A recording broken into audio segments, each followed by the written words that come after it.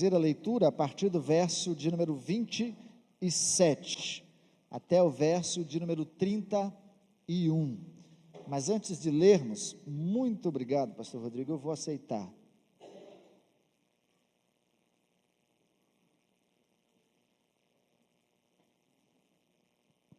Antes de ler, vocês devem estar olhando uma mesa muito bonita aqui. Quem está olhando daí a mesa bonita? Não olhou? Quem não viu ainda, depois pode vir aqui olhar. Uma mesa muito linda, muito bonita. Eu até tinha me proposto a fazer um contraponto com essa mesa. Eu ia fazer uma mesa paralela a essa aqui, bem bagunçada, assim, bem desorganizada, para ilustrar. Que a gente vê bonita assim, admira, que linda, maravilha. Mas quando a gente não tem um contraponto, a gente não tem ideia do que é a bagunça, né? Do que é ser o diferente. Eu pensei em fazermos uma mesa de contraponto aqui, mas não foi possível, não deu. Então a gente fica só com essa mesa linda e bonita aqui, e ela vai poder ilustrar algumas coisas preciosas para nós hoje. Ela fez parte de uma ministração que foi trazida ontem no Projeto Mulheres, no evento organizado aqui pelas mulheres, mas que não só tinham mulheres, tinham homens também, tinham líderes presentes, e com certeza foram abençoados do valor e da importância de se ter a mesa posta, né? De se ter essa organização, essa estrutura assim, tão bonita. Lá na minha infância, não era assim, Gerir, uma mesa tão bonita, mas era uma mesa grandona. Mas eu sei que tinham duas coisas que não faltavam: camarão seco, farinha e café. Então, eram três coisas que não faltavam, mas a mesa não ficava bonita não, assim, era mais desorganizada, mesa de pescador, parece mesa de mecânico também, né, que a gente chega na casa de alguém que conserta as coisas, aí na mesa tem de tudo em cima, né, tem de peça de carro, tem de lata de tinta, né, Rony? Tem de um monte de coisa. Lá em casa, às vezes eu coloco chave de fenda. A minha esposa, para resolver o meu problema, agora ela deixa sempre a mesa posta, né? Comendo ou não comendo, a mesa está aposta, aí não deixa, glória a Deus, aí ela não deixa eu colocar minhas chaves de fenda, né, minhas bagunças, pendurar as coisas, mas a gente aprende que é tão precioso a gente ter uma mesa posta, deliciosa, nos convida a estarmos sentados à mesa, não é verdade? E estar aqui na casa de Deus, poder ouvir da palavra de Deus, é como sentar à mesa de Deus, para nos banquetearmos. Aqui está preparado como se fosse um caldo, e aí tem abóbora, cebola, um monte de coisa ali, mas é nos banquetearmos na mesa do Senhor, e por Ele sermos alimentados. Estarmos na presença de Deus como igreja, reunidos, é sentar à mesa de Deus. Vocês entendem isso? Como é precioso? E a mesa de Deus é bem posta, é um banquete, a gente só precisa se deliciar com Ele sentado à mesa conosco, e a gente vai ver isso, inclusive na vida de Jesus, todas as vezes que Ele chegava na sua casa, e por muitos momentos com os seus discípulos, e ali eles resolviam alguns assuntos pendentes, alguns questionamentos e algumas dúvidas que eram dos discípulos. Vamos nos banquetearmos hoje. Eu relutei em iniciar hoje a série de mensagens, mas eu digo, se eu for protelando, vai ficando mais difícil. O desejo é ter um domingo para cada personagem. Hoje nós queremos falar com os homens. Então, as mulheres que estão aqui, com todos os homens presentes, é uma bênção. Aqueles homens que não estão, vão perder e vão precisar de uma outra oportunidade para a gente falar só com eles. Mas os homens que estão presentes, na semana que vem, nós queremos falar para as mulheres. Então, tragam as mulheres, porque senão nós vamos ter que ter uma outra oportunidade. Eu sei que o Projeto Homens está se organizando para a gente ter um culto de homens, né, pastor Wilson? E aí nesse culto de homens a gente, aleluia, isso aí, Isaac, glória a Deus, pode falar, irmão, não tem vergonha. A gente vai ter um culto de homens para ministrar ao coração dos homens, as mulheres, trabalhando com as mulheres para ministrar ao coração das mulheres, as crianças trabalhando para ministrar ao coração das crianças, todos os domingos lá em cima, nas salas, e também no projeto Vencedor, Campeões, eu não quero falar vencedores, né? No projeto Campeões, aqui todo sábado, a partir das 15 horas, e do Rota 365, a partir das 16 horas, com os nossos adolescentes. Então, trabalhando os homens, trabalhando as mulheres, nós logo retomaremos aí os preparativos para o encontro de casal em novembro, de casais em novembro, então nos preparando também para falarmos à família. Então nosso desejo é falarmos aos homens, falarmos às mulheres, falarmos aos filhos, jovens, crianças e adolescentes, e falarmos à família. Nosso desejo é em 4 mensagens a gente tentar conseguir fechar, e aí vocês vão me perdoar, porque não dá para a gente explorar tudo, então a gente vai pontuar alguns aspectos essenciais e importantes de cada um desses temas. E o livro base que a gente tem é o de Gênesis. Gênesis é o princípio de tudo, é o início de todas as coisas, é onde nós temos a narrativa, a descrição, a visão de Deus agindo. Gênesis não vai explicar quem é Deus, porque existe Deus, ele vai começar dizendo que Deus trabalha, criou e fez todas as coisas, e dentro desse processo criativo, o homem e tudo mais que existe foi criado por Deus. Gênesis é a base de todos os outros livros que nós temos nas Escrituras Sagradas. Sem Gênesis a gente não consegue compreender o plano da redenção. Sem Gênesis a gente não consegue compreender quem nós somos. E aí por isso nós queremos usar esse texto. Vamos ler?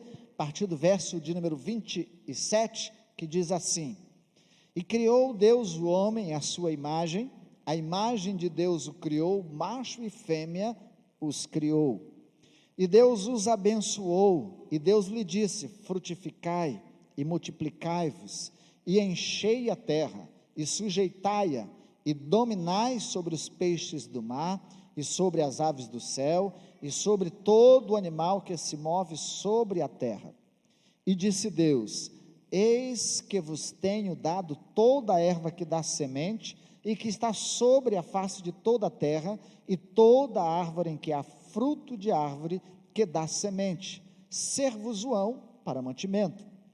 E a todo o animal da terra, e a todas as aves ou ave dos céus, e a todo réptil da terra, em que há alma vivente, toda a erva verde lhe será para mantimento. E assim foi. E viu Deus tudo quanto tinha feito, e eis que era muito bom. E foi a tarde e a manhã, o dia sexto. Assim os céus e a terra e todo o seu exército foram acabados. E havendo Deus acabado no dia sétimo a sua obra que tinha feito, descansou. Segue o capítulo 2, e você pode deixar a sua Bíblia aberta para a gente continuar. A pergunta que nós temos para a gente falar sobre o homem, sobre a figura masculina, e aí as mulheres vão me permitir, nós pouco falaremos nesse sentido genérico, nós falaremos especificamente para os homens. Guardem bem todas estas palavras, porque depois, quando for a vez de vocês, eles também vão guardar muito bem. Não para brigarem em casa, não para discutirem e gerarem um atrito e um conflito em casa, mas para de fato entendermos nossas responsabilidades e por que fugimos de nossos compromissos, nossos papéis e nossas responsabilidades. porque o mundo está como está hoje. Que momento da nossa história nós fugimos daquilo que Deus estabeleceu para a nossa vida? Quem é o homem? Essa é uma pergunta que pode ser respondida e observada por diversos pontos. O homem pode ser estudado sobre diversas perspectivas, diversos olhares, por diversas chamadas ciências, isso a gente pode chamar de ciências naturais. Por exemplo, a gente pode questionar quem é um homem, tentar dar uma resposta a partir da geografia, não é, irmão José? Nosso geógrafo ali agora. A partir da geografia, poderemos buscar uma resposta a partir da história, não é, pastor Wilson? Vocês viram quanta gente formada a gente tem aqui? Quanta gente culta, geógrafo, historiador. Nós podemos também olhar o homem, estudar a partir da biologia. Nós temos um biólogo no nosso meio, não é, André? A partir da biologia, a gente pode tentar encontrar uma resposta de quem é o homem, a partir da medicina, a partir da filosofia, da sociologia, da psicologia. Todas elas têm o seu método peculiar, a sua análise para descrever e conhecer quem é o homem. É verdade? Sim. Se nós formos olhar para a medicina, para ele avaliar quem é o homem, ele vai cortar esse homem, estudar fisiologicamente toda a sua fisiologia, todo o seu mecanismo de funcionamento. Mas eu me propus a trazer uma perspectiva teológica, ou seja, padrão dentro daquilo que as Escrituras nos ensinam, sabendo que enquanto as ciências observam e estudam a partir do que existe, de tudo que foi criado, das mutações, assim chamadas também das evoluções, leis naturais, a teologia não se nega à razão, mas parte do princípio de fé, de que Deus é o Criador de todas as coisas, e de que Deus é o Criador do homem. A teologia não se nega ao pensamento, à razão, ao questionamento, e nem briga com a ciência. Cada uma tem a sua versão, tem a sua necessidade, a sua utilidade, todas elas nas mãos de Deus, resplandecem a glória de Deus e têm a sua finalidade, mas a teologia parte do princípio de fé, Deus criador e sustentador de toda a sua criação. Esse olhar reconhece Deus como originário de toda a vida e de toda a organização cósmica. Então, enquanto o homem começa a estudar a partir do que existe, pelo princípio da teologia do que não existe, a fé é o firme fundamento das coisas que não se veem, e a convicção daquilo que nós esperamos. É só uma introdução tudo isso. Todas as ciências naturais, nessa perspectiva aqui, são humanistas, ou seja, partem de um princípio de que o conhecimento é do homem, pelo homem e para o homem. Assim, eles veem Deus a partir do homem, como uma criação da imaginação, do pensamento humano, como uma ideia subjetiva do homem, ou simplesmente a ideia de eternidade que nós temos, e a ideia de Deus, como somente um anseio de perpetuarmos a nossa espécie, de perpetuarmos a nossa história. É assim. A teologia vê o homem a partir de Deus, desde a sua origem, a sua formação, a sua construção subjetiva, sua interioridade, assim também como a sua história, sua formação, seu caráter, sua ética, sua moral, sua cultura, e dentro desse aspecto, a sua religiosidade.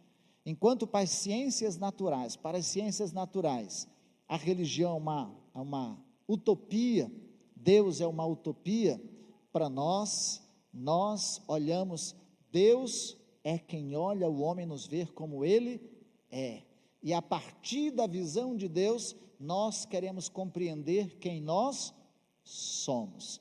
A partir de Deus, eu quero entender quem eu sou. Eu não posso querer compreender Deus somente a partir da minha perspectiva, isso eu não vou conseguir fazer. E por isso Paulo vai descrever na sua carta aos Coríntios, e chamando esse homem, que quer compreender Deus da sua perspectiva, como homem natural, que não compreende as coisas espirituais, não tem significado, não tem valor, não tem importância. Lembro-me bem que quando fazia psicologia, um amigo de sala de aula, ele perguntou: Donias, você é pastor, né? Eu digo, sim. Eu não ficava falando que eu era pastor não, mas eu fiz o culto de formatura da sala anterior, da minha e de mais duas depois, e ganhamos vários alunos, vários psicólogos hoje são crentes, a partir da nossa vivência dentro da universidade. Mas ele perguntou: Adonias, você acredita em Deus mesmo? Eu digo, plenamente. Você acredita que existe o diabo? Eu digo, acredito. Você acredita que existe demônios? Eu digo, acredito. E cuidado, né? Ele disse: Adonias, eu não acredito em nada disso. E aí, é claro que dentro dessa perspectiva, e dentro da ciência, da psicologia, a gente sabe qual que é o conceito que eles têm de Deus. O meu desejo com essa mensagem, na verdade, é trazer uma reflexão sobre os propósitos de Deus ao nos criar, fazendo aí um recorte sobre os nossos papéis como homem, como mulher, como filhos, e nossas responsabilidades como homem na relação familiar e como mulher dentro desse relacionamento chamado família.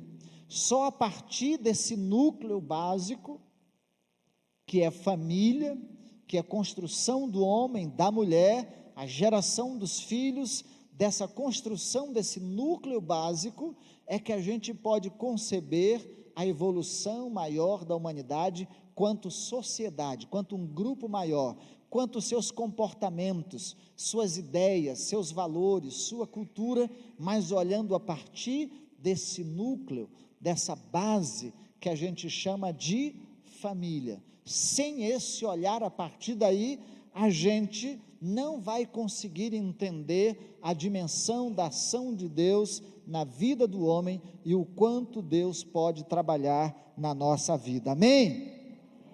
Então, conforme o texto de Gênesis, quem é o homem? Um ser criado por Deus. Responda comigo: um ser criado por Deus. Eu não entendo aqui que seja apenas uma alegoria, uma narrativa mítica, mas uma narrativa histórica, de fato, de realidade, na descrição de que Deus pega do pó da terra e forma e cria o homem, ainda como um ser inanimado, moldando ele com todas as suas características, e depois sopra nas suas narinas e dá a ele fôlego de vida e o torna alma vivente. E forma o homem nessa perspectiva, a sua imagem, a sua semelhança, com características divinas. Já pensou quem é o homem nessa estrutura formada por Deus? A complexidade que é a estrutura do corpo humano? Precisa da biologia, precisa da medicina, precisa de quantas ciências para poder conseguir descrever, estudar, examinar o homem. A neurologia hoje, por exemplo, não conseguiu explorar ainda nem 10% de toda a capacidade que a gente tem cerebral, de todo o universo que está aqui, ó, nessa cabecinha, ou nessa cabeçona, né? Agora ajudada pelo Isaac a ficar uma cabecinha menor, está dando uns tratos aí na minha cabeleira, né? Então, sobre essa dimensão, só o nosso olho quantas ramificações, quantas terminações nervosas, é muita coisa. Então Deus nos formou perfeitos, nos criou perfeitamente, e ainda nos deu vida de si, criado à sua imagem e semelhança, diferenciando o homem de todo o resto da criação. Enquanto para as outras coisas Deus disse: haja luz, haja água, haja separação entre águas, haja erva, haja isso.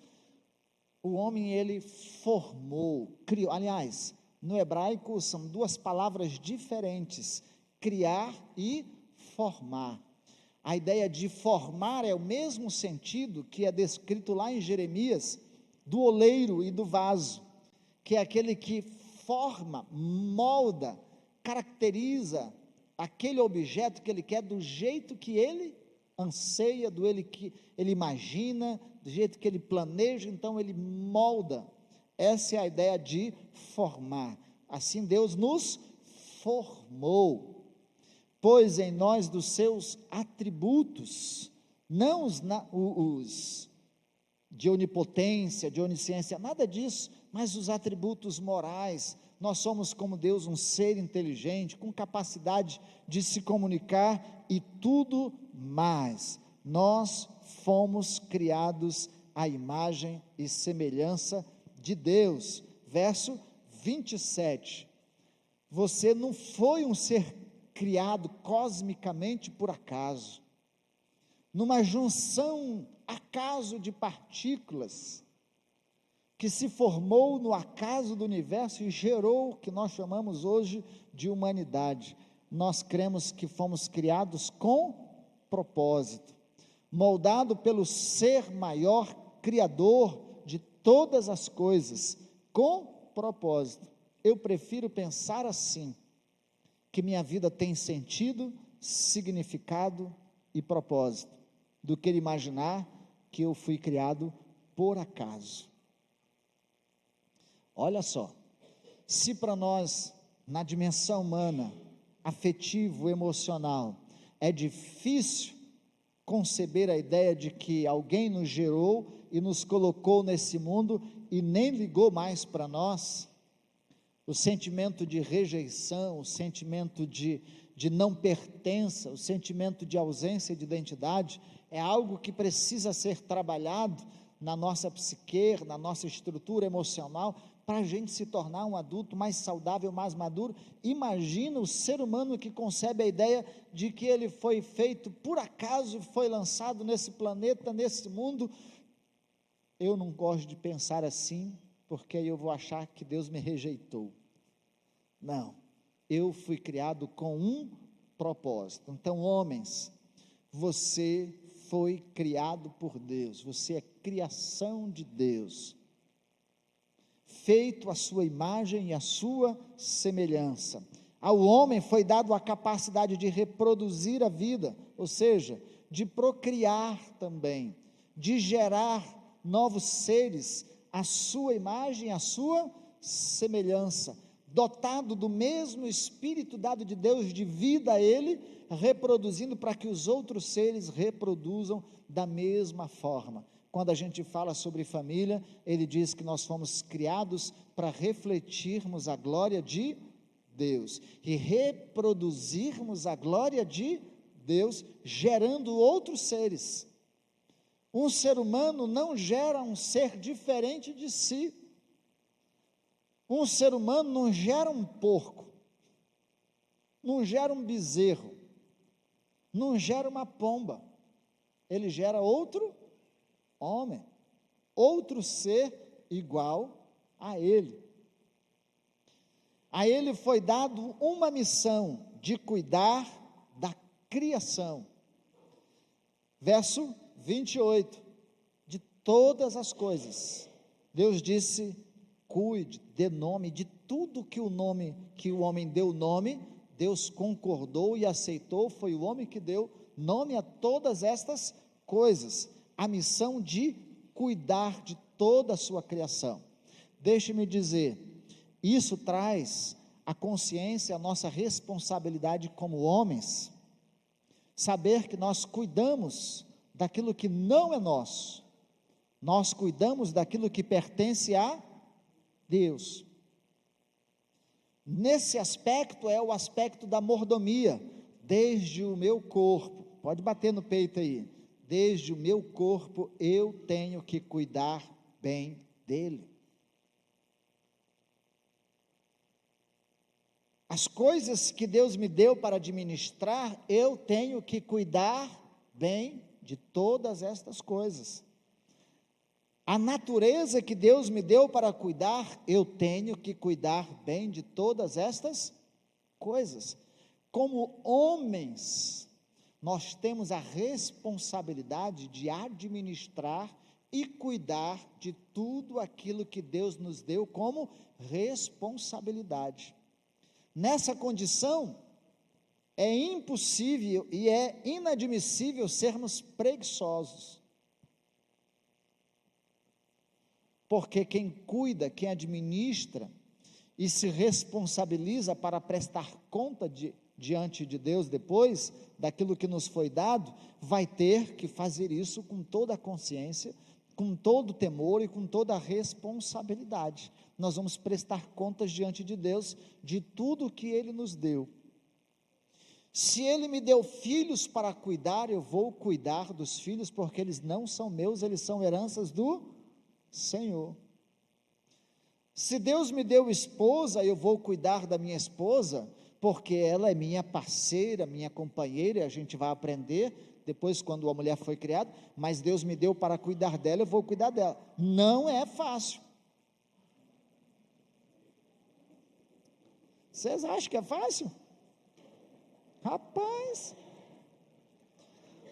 lá em casa eu tinha 3 mulheres, trabalhar dobrado, aliás, triplicado, né? Custa caro cuidar delas, elas se enfeitam mais, gastam mais, elas falam mais, tem que ter mais paciência, elas são mais exigentes, elas gostam de mesa organizada e mesa posta, tudo que é festa elas gostam de decorar, encher de flores, encher de coisas, e é fácil cuidar não, Jaz? Não é não, mas se Deus me deu para cuidar, eu vou cuidar. A Bíblia diz também que elas são vaso mais frágil, então como vaso mais frágil, eu também vou cuidar das emoções dela, então eu não posso ser grosso, ficar dando coice para tudo que é lado, tratando mal, aborrecendo, eu vou cuidar também das emoções. Ou seja, tudo que Deus me deu para cuidar, eu vou cuidar, eu vou administrar.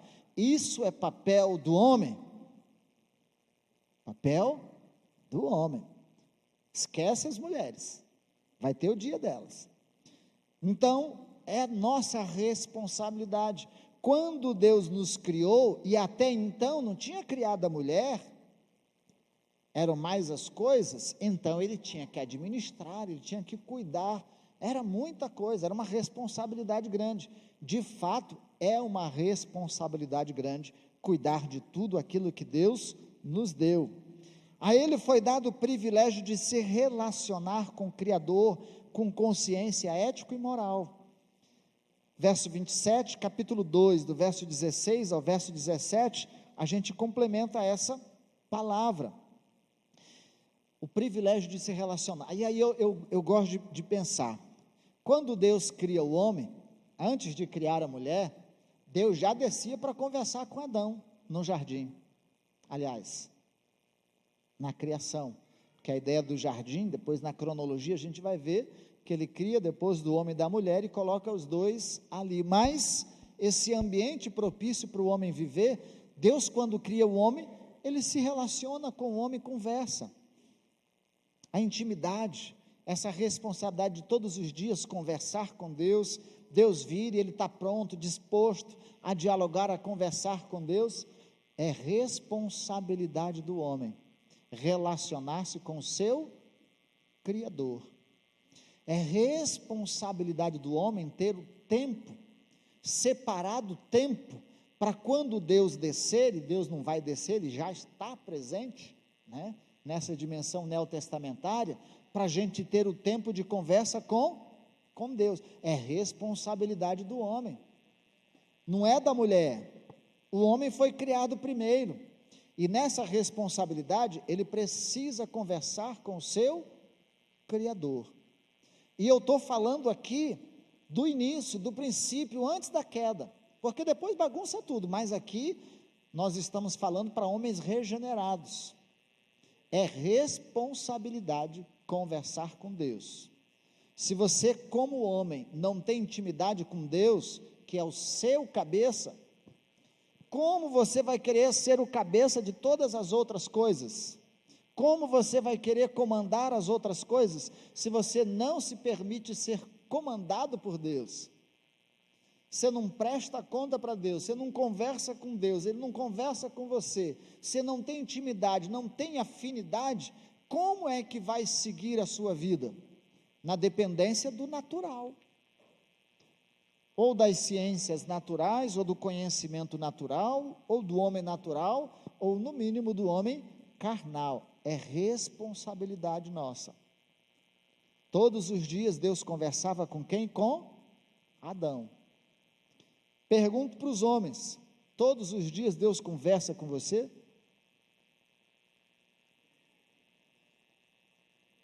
Toda semana Deus conversa com você? É muito mais comum a gente fazer o que aconteceu depois da queda, e a gente vai ver, para eu não adiantar. Ele recebeu inteligência e capacidade criativa, e aqui no verso, no contexto anterior, é a ideia que depois na Bíblia segue a ideia do sacerdócio, a ideia do sacerdote, daquele que é o interlocutor entre Deus e todas as outras coisas. Então essa interlocução entre Deus e a criação é feita com esse compartilhamento do homem. Eu gosto da ideia interpretativa aqui de Gênesis, dizendo que Deus compartilha a sua criação com o homem, assim como Ele compartilhará conosco o seu governo eterno, na volta, no arrebatamento da igreja, na Nova Jerusalém. A ideia aqui é que Ele compartilha a sua criação conosco. Ele recebeu inteligência e capacidade criativa, e liberdade para definir seu destino, capítulo 2, verso 16, verso 17, quando ele cria o jardim, coloca a árvore do conhecimento do bem e do mal no meio do jardim, disse: você pode comer de tudo, mas desta você não pode comer. Estabelece um princípio de liberdade e também de obediência. Ele podia escolher o destino da sua vida, ele podia fazer a opção de continuar obedecendo a Deus ou desobedecer a Deus e morrer, porque o salário do pecado é a morte, porque todos pecaram e destituídos depois estão da glória de Deus. Ele recebeu inteligência, ele recebeu capacidade criativa. Deixe-me dizer, você é um ser inteligente. Diga para você mesmo: eu sou um ser inteligente. Homem, para de dizer para você: eu não sei fazer nada não. Alguém te pede: sei não, isso aí eu não aprendo não, isso aí eu não consigo não, isso aí não é para mim não. Deus nos deu capacidade criativa e nos deu inteligência. Criatividade, para você ter uma ideia, a simplicidade para a gente compreender o que é criativo é o seguinte: pega o Rony, pintor,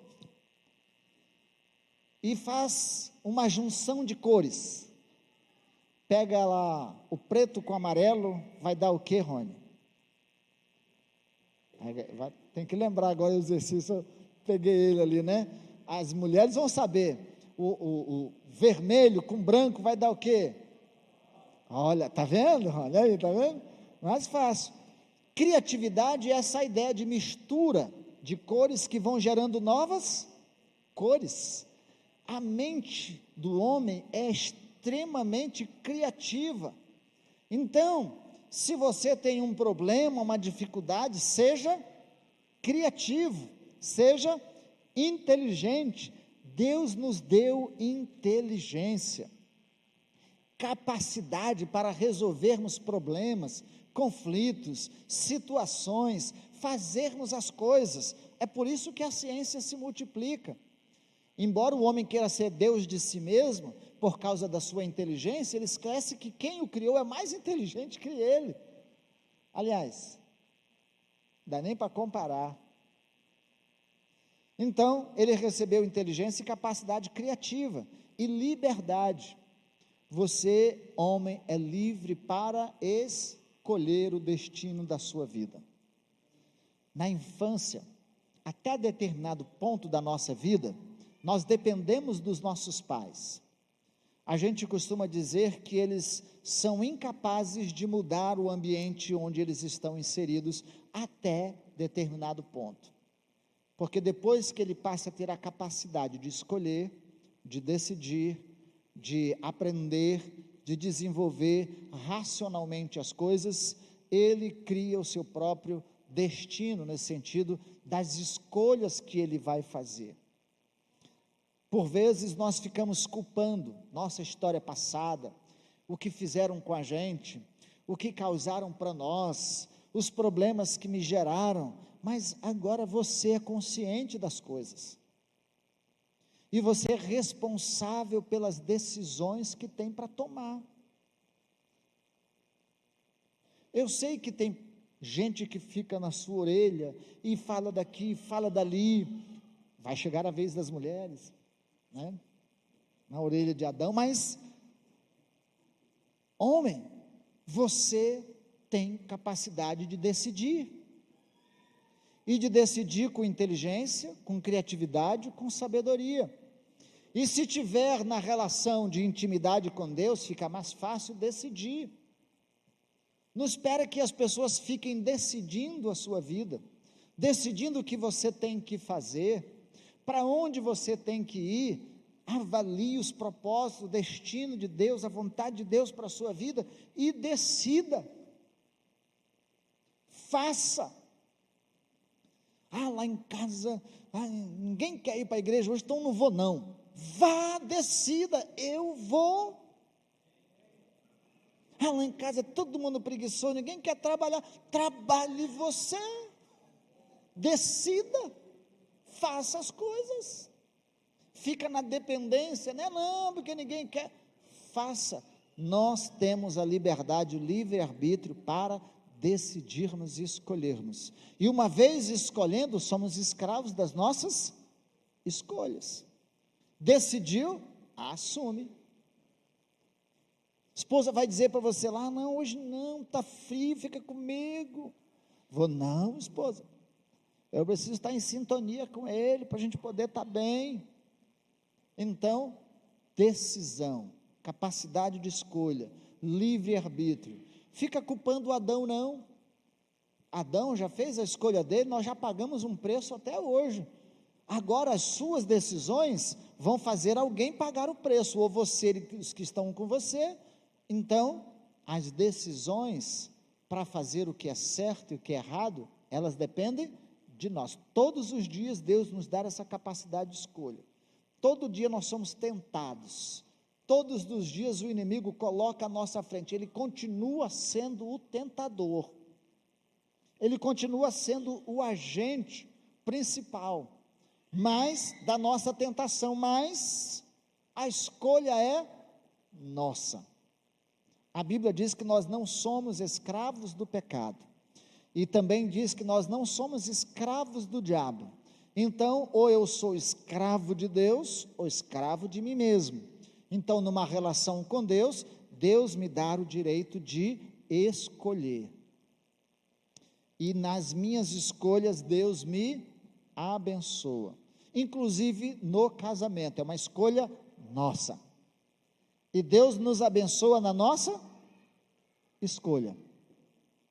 Senão você fica culpando.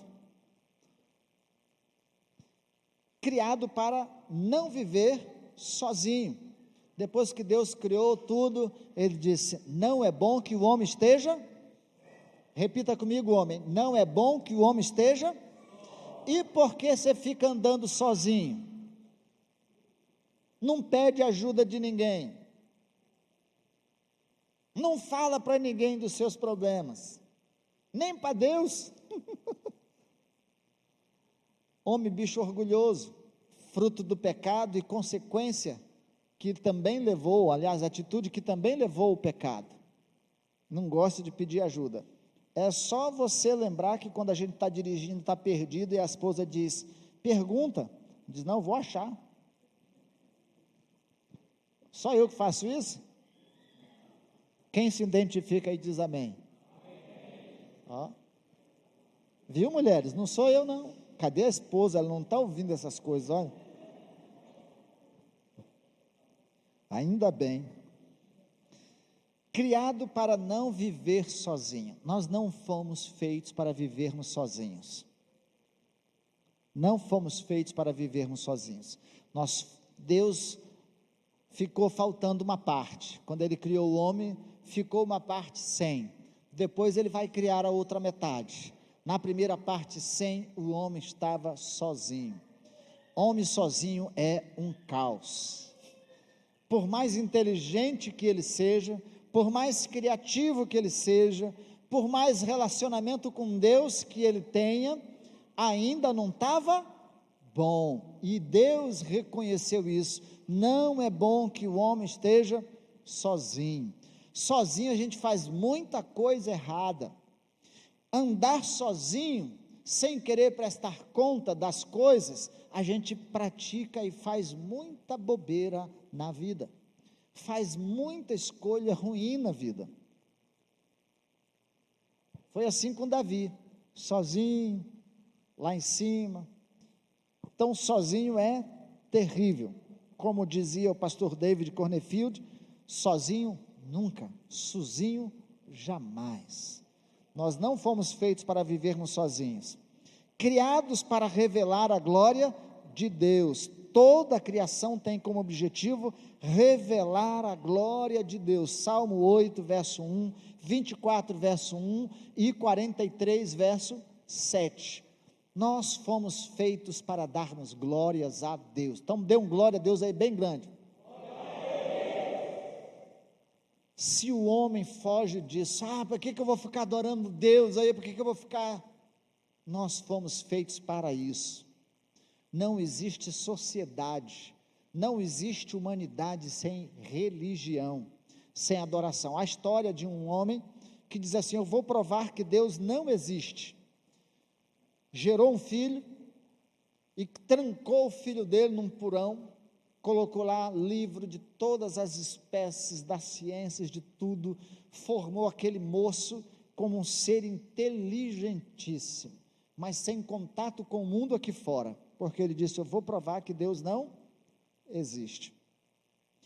Aí, quando estava pronto, formado, tudo, ele disse, filho, agora nós vamos dar um passeio, vamos sair, e aí saiu, e levou ele para a natureza. Quando ele olhou o céu, quando ele olhou as árvores, quando ele olhou a natureza, ele caiu de joelhos e adorou o que ele estava vendo. Romanos capítulo 1, Paulo vai descrever exatamente isso a partir do verso 17. O homem, em vez de adorar o seu Criador, adora a sua criação, a criatura. Ele se perdeu nessa dimensão de Deus. Não é possível existirmos sem reconhecer que fomos feitos para adoração. Isso é tão pleno, isso é tão interessante. Vamos fazer uma ponte à luz do Novo Testamento. Eu nem sei que horas são, irmãos. Quando der hora de acabar, aí vocês me avisam. Mas eu quero terminar hoje essa parte. Quando Deus criou o homem, soprou sobre ele o fôlego da vida, o espírito de vida, tornou ele alma vivente. E aí quem é tricotomista e gosta disso, corpo, alma e espírito, Ali o homem era pleno, completo.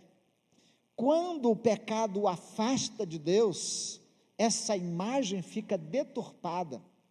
Só quem vai reconectar o homem com Deus é Cristo Jesus e o Espírito Santo de Deus. Veja o que Paulo diz: o Espírito testifica com o nosso espírito que somos filhos de Deus. É a ação divina agindo no nosso espírito, trazendo-nos ao sentido da origem de quem nós somos e para o que nós fomos criados. O que Jesus vai dizer? Que Ele quer adoradores que o adorem em verdade. É a ação espiritual, a ação do Espírito de Deus, conduzindo o nosso espírito para o que nós fomos criados, para darmos honra e glória a Deus. Não há vergonha, não é diminutivo para o homem, não diminui o homem, pelo contrário, o engrandece, porque reconhece quem é o seu Criador e para aquilo que ele foi formado e criado também. Já pensou? O homem sem Deus, ele pode ter momentos de alegria, de prazer, mas imagine o vazio que é. Por mais culto e conhecedor de tudo, mas deve haver uma angústia, uma amargura, uma ausência de eternidade, de significado da vida pós-morte, e o desespero na hora de morrer dessas pessoas é terrível. Eu ouvia um filósofo bem contemporâneo e que está na mídia e que é ateu. Ele dizia: eu quero morrer e morrer tranquilo, sabendo que vou morrer e vai cessar tudo.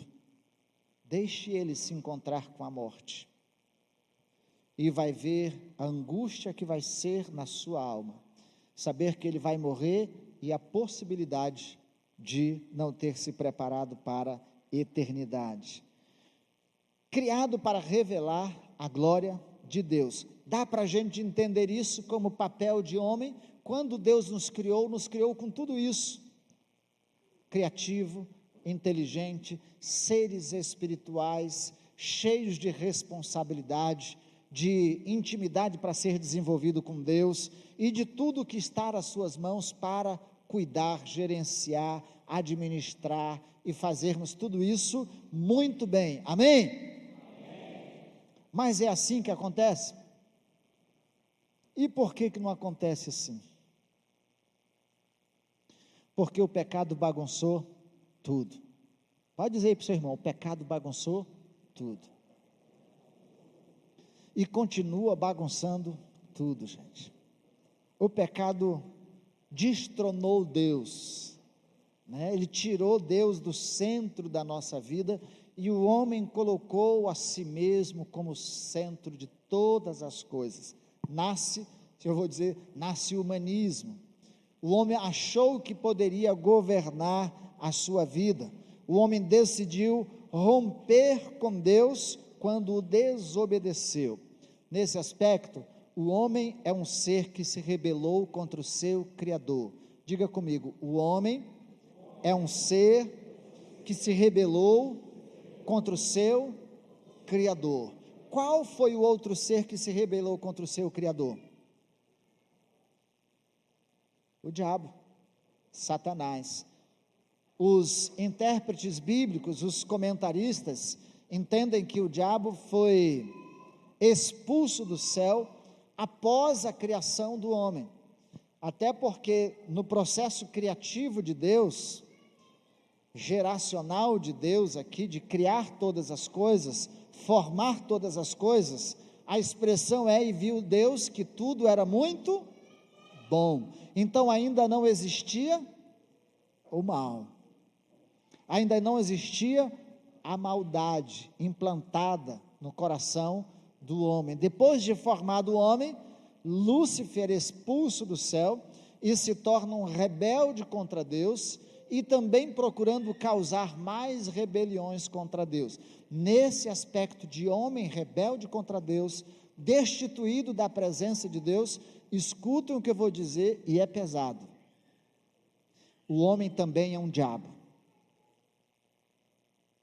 ele se torna um adversário de Deus, ele se torna inimigo de Deus, e vai trabalhar contra Deus, vai destruir a criação de Deus,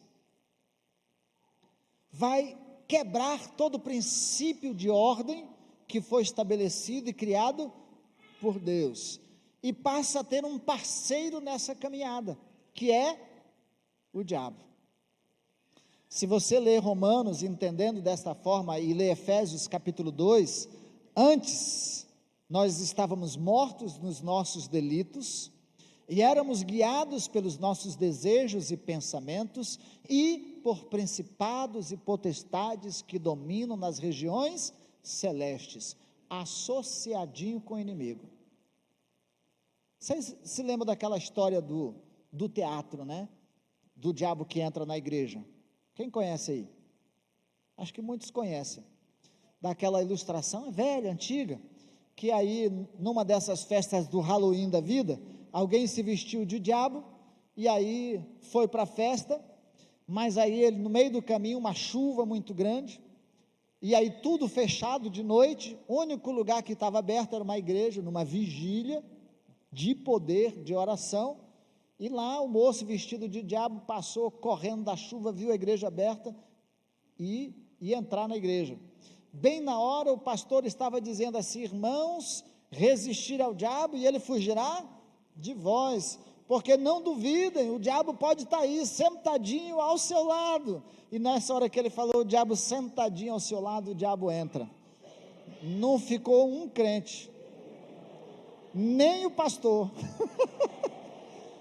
fugiu todo mundo, né? Então, tem muita gente parceira com o diabo, é verdade. Tudo aquilo que destrói o princípio de ordem criado por Deus, seja homem naquilo que foi criado para ser, seja família naquilo que foi criado para ser, seja natureza naquilo que foi criado para ser, tudo que quebra o princípio de ordem divina é rebeldia, é ação do homem e do inimigo separado e distante de Deus.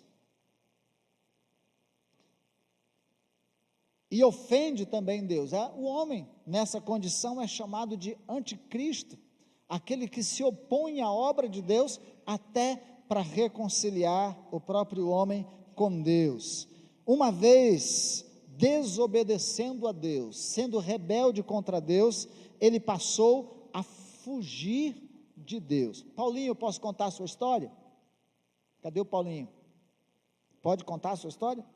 Pode. Paulinho estava desviado da igreja, eu ia lá visitar o Paulo, eu entrava por um corredor, ele entrava dentro da casa, pulava na janela e saía no outro corredor, fugia de mim, igual o diabo foge da cruz.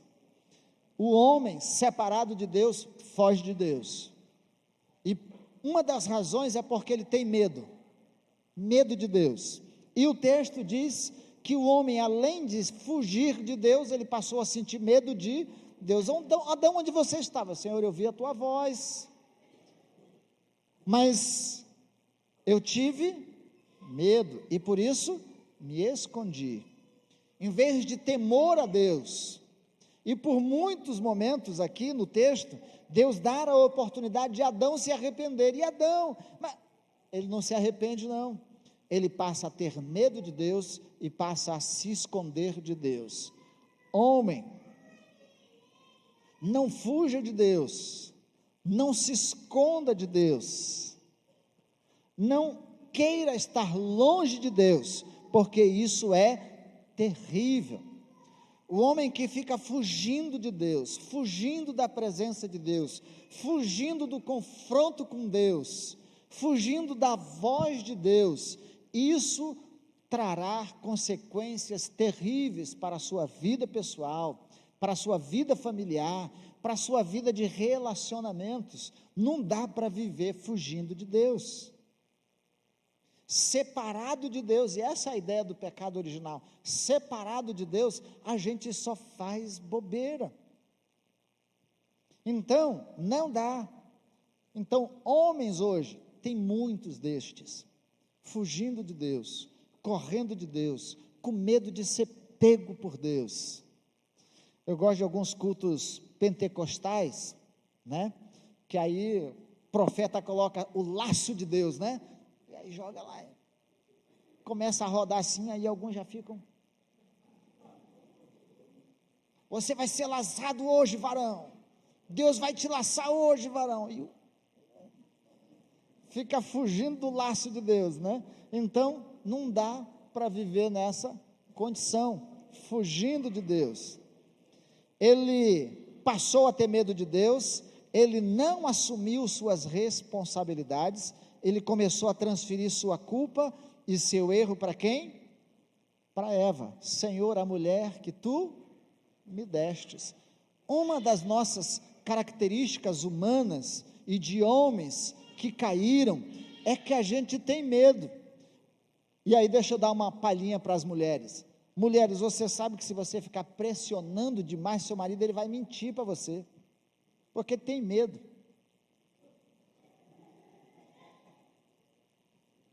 É verdade. Pressiona demais, você faz pressão, o cara fica com medo. Ele diz assim, eu vou ter que dar uma historinha aqui para não fugir, né? Ou do tapa, ou de alguma coisa, mas faz a pressão, acaba foge, ele inventa uma desculpa, né? Ele vai dar um monte de desculpa. Adão, para Deus, diz assim, Senhor, foi a mulher que tu me destes.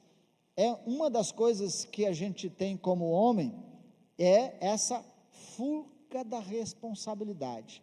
A gente está sempre dizendo que a culpa é do outro. Eu vejo na quadra de futebol, quem briga, a culpa é sempre do outro que acertou ele, é nunca dele que acertou o outro. O briguento, ele está sempre achando que o outro é que provoca ele, e é ele, nunca é ele que é o que briga. Então, mais ou menos assim, a gente está sempre jogando a nossa culpa e responsabilidade para outras pessoas. Eu estou desanimado por causa disso. Lá no meu trabalho, eu não estou fazendo as coisas assim por causa disso, por causa do colega, por causa do patrão, por causa do salário, é por causa do pastor, é por causa da mulher, é por causa dos meus filhos, é por causa da chuva, é por causa do sol, é por causa do vento. A gente está sempre reclamando e dando desculpa para tudo, não é? Então, assumir as responsabilidades não é fácil, mas é necessário. Consequência da sua rebeldia, a terra foi amaldiçoada, passou a produzir ervas daninhas e abrolhos, ele foi penalizado com árduo trabalho. Homens, herdamos isso aí, não tem jeito, a coisa ficou pesada para nós, tem que trabalhar duro, fadiga, cansativo, é enfado, é canseira, é isso, é aquilo, é consequência que nós herdamos da desobediência e do pecado, e vai continuar ficando mais pesado. Deixe-me ilustrar, cheio de ilustração. Quem é trabalhador aí?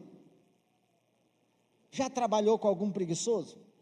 Irmão, tudo para ele é pesado, tudo para ele é difícil, tudo para ele é complicado, porque ele não quer fazer nada. Mas a Bíblia disse que, olha, consequência, teria que trabalhar para lavrar a terra, para trazer o seu sustento. A gente aprende com a consequência disso, que o homem agora assumiu, como consequência da sua história, do seu erro e do pecado, que ele é provedor da sua casa, ele tem que trabalhar para trazer o sustento para o seu lar. Se ele tiver que trabalhar duro, árduo por isso, ele vai fazer. Não dá para a gente descansar na sombra de alguém. Não, minha mulher ganha bem, eu sempre dizia isso, minha mulher ganha bem, então, não, eu tenho que ralar, eu tenho que trabalhar, eu tenho que fazer o que eu tenho que fazer, porque é minha responsabilidade. Não faça corpo mole para o trabalho. Então, se tiver que carpir, repita comigo, carpir. Se tiver que rebocar, se tiver que pintar, e aí, dentro da atividade de cada um da profissão, trabalhar, homens, árduo. Tem muita gente, muito homem hoje, Nutella, que não quer fazer nada,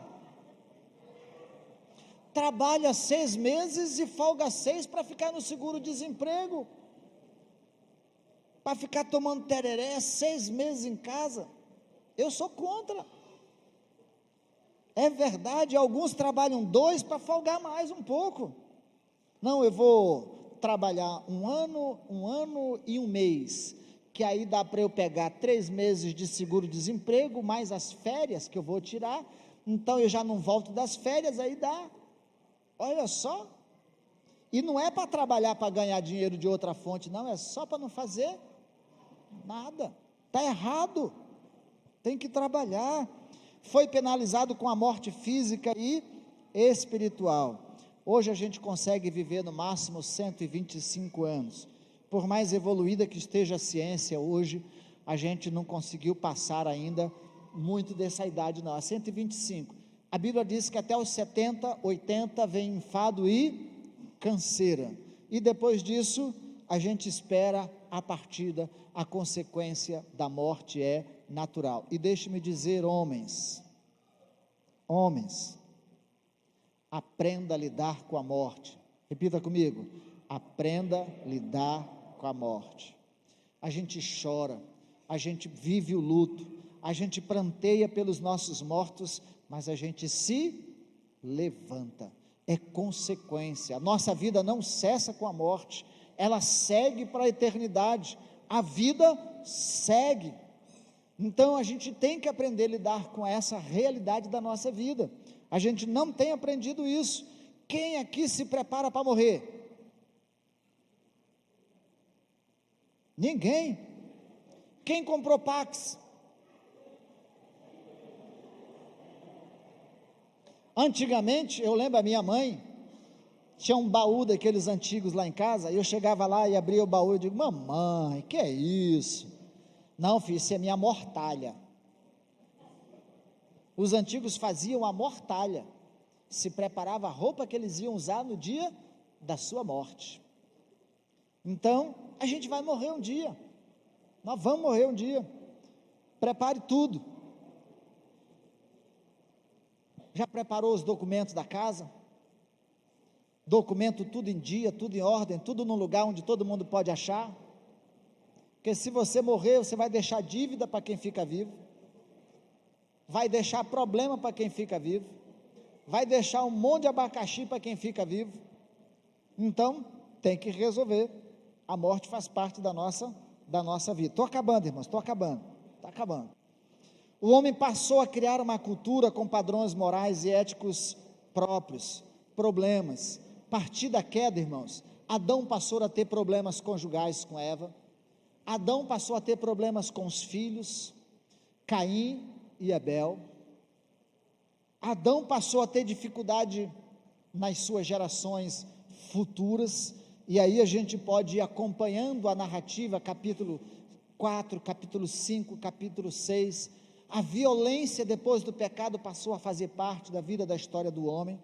Caim matou Abel, escondeu o corpo do seu irmão, depois Lameque mata mais 7, e cria bigamia, casa com 2 mulheres, vive com 2 mulheres, e a partir daí, a descrição é que a humanidade chegou a um nível tal de maldade, que Deus se arrependeu de ter feito o homem. O pecado estragou tudo, irmãos. O desejo de Deus é voltar ao princípio, é recriar o homem, restaurar o homem. A Bíblia chama isso de regeneração, e só é possível restaurar o homem, regenerar o homem, através de Cristo Jesus. É por meio de Cristo Jesus que nós somos de novo reconectados a Deus, e a nossa mente passa a sofrer uma metanoia, uma transformação. A Bíblia chama de regeneração, você muda de dentro para fora. Aí você quer aprender as coisas de Deus, aprender quem está em Cristo, nova criatura, as coisas velhas se passaram, eis que tudo se fez novo. Nós vamos querer voltar àquilo para o qual Deus nos fez. Você, homem, vai querer ser homem segundo o propósito de Deus. Você, homem, vai querer ser o esposo segundo o propósito de Deus. Você, homem, vai querer ser pai segundo os propósitos de Deus. Você, homem, vai querer ser homem. Macho e fêmea, Deus os criou. Você não vai querer ser outra coisa senão aquilo para o qual Deus o criou. Tudo que fugir disso é consequência do pecado. Se Deus, ou se você é impulsionado pelos seus desejos a ser o que Deus não quer que você seja, você tem que resistir e obedecer e viver dentro do princípio de obediência a Deus, o mesmo que Ele estabeleceu para Adão lá no jardim. Não vá fazer isso não, faça isso aqui, porque senão você perde a eternidade, é expulso do jardim, é expulso da presença de Deus, é expulso do paraíso, vai sofrer a morte espiritual, separação eterna de Deus. Hoje nós vivemos como homens, lutando contra o pecado, lutando contra os nossos desejos, lutando contra as nossas vontades, lutando contra as hostes espirituais do maligno, e saiba que é legítimo e verdadeiro. Nós hoje como homens vivemos a lutar contra a cultura do pecado, implantada, cultivada, semeada, propagada aos quatro cantos, por boca dos amigos, por boca às vezes dos parentes, pela mídia e tudo mais. Nós vivemos no desafio de viver segundo o desejo, os propósitos, a vontade de Deus para nós. É o nosso desafio. Você está disposto a enfrentar essa sua luta? Para ser esse homem segundo Deus criou você? Resistir, lutar, enfrentar tudo aquilo que vai trabalhar dentro de você para fugir desse desafio de Deus? Você está disposto a assumir suas responsabilidades, seus compromissos, a não andar sozinho, a compartilhar, a viver em sintonia, como sacerdote, mantendo o relacionamento com Deus, ouvindo de Deus para a sua vida, para compartilhar para o seu mundo em que você vive? Está disposto a isso? Você, como Adão, foi colocado hoje no jardim, escolhe aqui ou escolhe aqui, obedece e terás a vida, desobedeça e terás a morte. Escolha Deus e serás bendito, abençoado, bem-aventurado é o homem que teme ao Senhor. Rejeite a Deus e as consequências virão. Vamos nos colocar homens primeiro, os homens que estejam dispostos a aceitar o desafio de viver como homem segundo o propósito de Deus. Macho mesmo.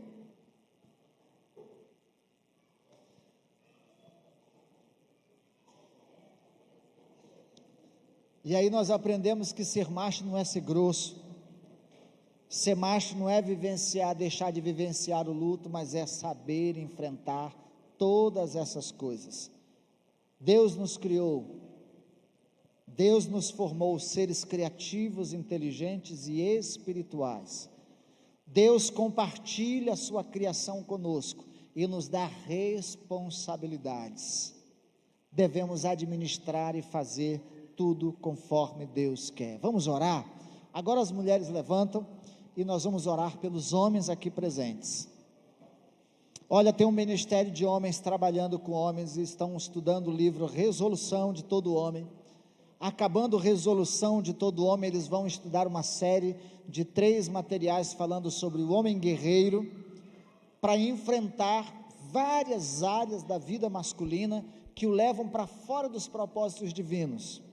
E aí você pode fazer parte desse grupo. Tem um grupo de homens também trabalhando no processo do discipulado. Então, homens, busquem saber a vontade de Deus para a vida de vocês. Insiram-se em grupos de homens que estejam dispostos a caminhar nesse trilho.